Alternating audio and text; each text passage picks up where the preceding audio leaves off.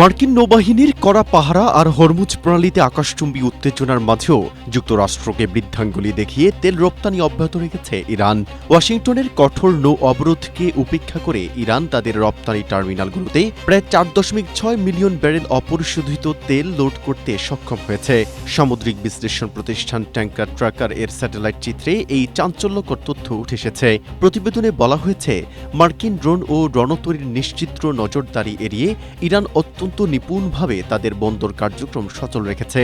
এই বিপুল পরিমাণ তেল লোড করার ফলে তেহরান এখন অতিরিক্ত কয়েকদিনের সংরক্ষণ সক্ষমতা অর্জন করেছে, যা তাদের রপ্তানি ও অর্থনীতিকে সচল রাখতে বড় ভূমিকা রাখছে। স্যাটেলাইট চিত্রে ইরানের রপ্তানি ব্যবস্থার উপর মার্কিন চাপ ব্যর্থ হওয়ার চিত্রটি স্পষ্টভাবে ফুটে উঠেছে। বিশ্লেষকদের মতে, ট্রাম্প প্রশাসন যখন ইরানের তেল রপ্তানি শূন্যে নামিয়ে আনতে মরিয়া হয়ে লড়ছে, তখন 4.6 মিলিয়ন ব্যারেলের এই সফল লোডিং পেন্টাগনের সামুদ্রিক নিয়ন্ত্রণ বিশ্বের সামনে মুখ থুবড়ে পড়েছে।